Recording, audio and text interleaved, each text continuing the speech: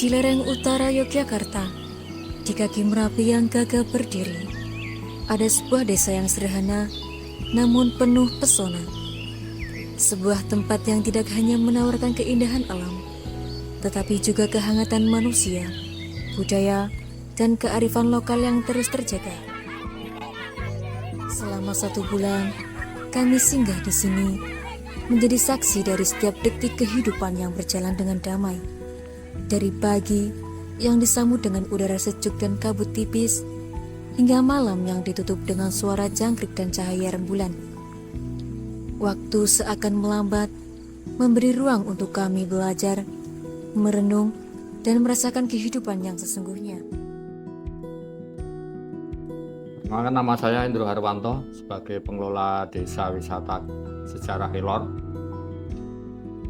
Desa Wisata Sejarah Kelor berdiri tepatnya 2006.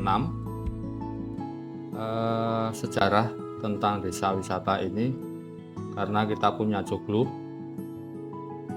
yang berdiri tahun 1835 dulu sebagai markas tentara TP untuk mengatur perang-perangnya tentara gerilya khususnya di kawasan Sleman Utara. Desa Wisata Kelor punya misi dan visi yaitu untuk supaya menjalin silaturahim lebih akrab dan memajukan perekonomian khususnya di Desa Wisata Sejarah Kelor. Desa Wisata Kelor adalah tentang alam yang memberi kehidupan. Rimbunnya pepohonan, derasnya aliran sungai, dan hijaunya persawahan menjadi lukisan indah yang tak pernah habis dipandang. Namun lebih dari itu, desa ini adalah tentang manusia, tentang anak-anak yang berlari riang tanpa beban, tentang para pemuda yang penuh semangat menjaga desa, dan tentang orang tua yang tak pernah lelah menurunkan warisan budaya kepada generasi berikutnya. Di sini kami belajar bahwa pariwisata bukan sekedar tempat untuk datang dan melihat. Pariwisata adalah perjalanan hati, sebuah pengalaman yang membuat kita merasa menjadi bagian dari sesuatu yang lebih besar. Gotong royong, persaudaraan, dan cinta tanah kelahiran. Itulah yang menjadikan Desa Kelor lebih dari sekedar destinasi. Ia adalah ruang hidup yang terus berdenyut. Assalamualaikum warahmatullahi wabarakatuh. Perkenalkan, nama saya Purnomo selaku salah satu pengelola Desa Wisata Kampung Sejarah Kelor.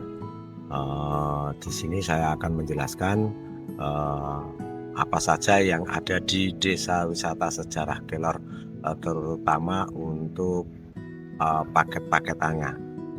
Tamu bisa memilih. Di sini kita menawarkan ada paket outbound menginap dan tidak menginap.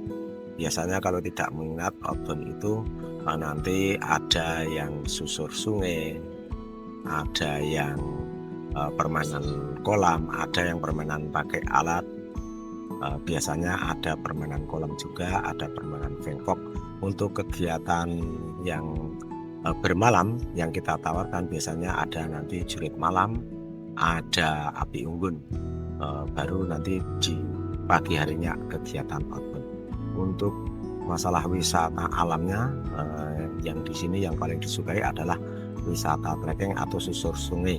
Biasanya kalau anak usia SD sampai SMP biasanya menempuh jarak satu trek, jaraknya kurang lebih 500 meter dengan satu air terjun. Untuk anak di atas SLTA sampai orang tua itu biasanya 2 trek dengan jarak 1 kilo 2 air terjun. Itu untuk masalah wisata alamnya. Untuk wisata buatannya, di sini kita menyediakan yaitu ada kolam tudian, ada flying fox. Untuk wisata budayanya biasanya kita suguhkan tamu itu untuk kesenian kuda lumping. Selain kuda lumping ada sholawat berjanji. Untuk atraksi untuk edukasinya biasanya tamu itu menginginkan ada berbagai macam yang kita tawarkan, yaitu ada pembikinan telur asin, ada pembikinan teh kelor, ada pembikinan bakso goreng kelor atau disingkat dengan basreng unlor. Ada lagi untuk edukasinya, yaitu pembikinan jenang salak dan pembikinan geplak salak. Selain itu untuk edukasinya, yaitu karena di sini adalah mayoritas petani salak, biasanya edukasinya itu adalah cara menanam salak, cara penyerbukan, cara pemangkasan, cara penjarangan, dan cara memanen salak. Untuk kalangan yang sering datang ke desa wisata Kelor, biasanya usianya yaitu anak TK sampai orang dewasa. 1 bulan terasa singkat, namun setiap harinya begitu berharga. Kami menyaksikan bagaimana masyarakat Kelor menjaga keseimbangan antara alam dan manusia. Tradisi dan perkembangan sederhana namun penuh arti. Dari permainan tradisional anak-anak, dari cerita rakyat yang dibisikkan di tepi malam, hingga keramahan yang selalu membuat siapapun merasa diterima. Untuk masalah promosi, biasanya yang lebih efektif sebetulnya adalah door to door untuk promosinya. Tapi kita menawarkan untuk promosinya berupa leaflet, ada Instagram, ada Facebook, itu promosinya.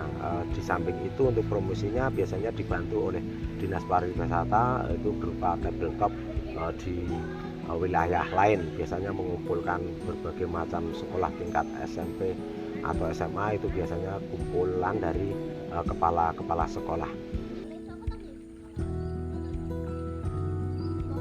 Pada akhirnya, kami sadar, Desa Kelor bukan hanya tempat singgah.